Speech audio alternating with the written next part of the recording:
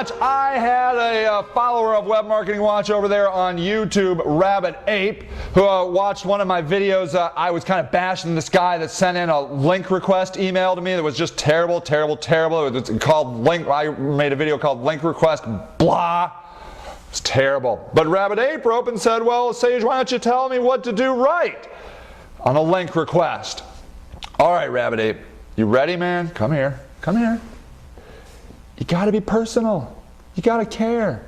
You got to look at the site and see why that person might want to link to you. You know, what is it? Why do you guys connect? What do you have to offer that person? Be very specific. Say, hey, look, you know, I just built this tool that is really cool and I think you might really like it and it might pertain to your customers. Would you consider linking to it? Or, hey, you know, I just did this new video and it pertains to your industry and maybe your people would like, your visitors would like to see it. Would you consider linking to it? You got to give them something of value. When I taught link building a couple years ago, I have a whole book on how to request a link. And the things I would say would be like, you know, point out that you've been to the site, you know, and then say, I would like a link on this specific page. You know, so at least you're trying to connect with somebody that they know that you actually went to their site and really cared, you know. But even that won't do these days. I mean, you can't just say, hey, look, I see you have a links page, links.htm, would you put my link on it? I mean, chances are people don't even have that page anymore. But, you know, you need to go the next step and say why. Why should they link to you? And then, even then, it's going to be very difficult because people are busy.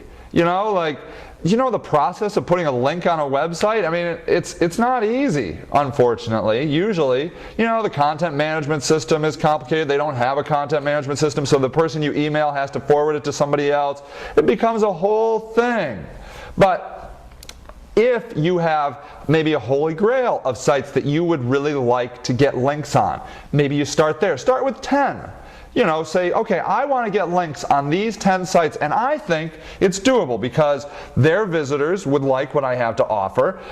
They would like what I have to offer. I'm not a direct competitor. I'm in no way infringing on them, and I think I can add value to their website. And make that your goal, as opposed to like, here's 1,000 websites that maybe they might want to link to, and if I just spam them all, maybe I'll get 2 or 3 of them to link. It's just not how you play it out anymore.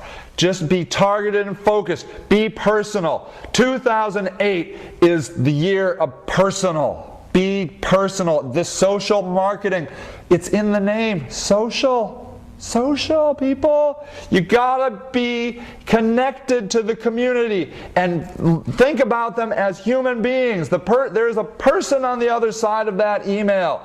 How would you respond if somebody wrote you, you know, who would you give a link to? Maybe start that way. Look around the web and say, oh, hey, I'd probably link to that, or I'd link to this. You know, maybe you could go that way. Really understand the link building process and what it goes into, the psychology of it all. And that is going to make you a wildly, wildly successful link request builder.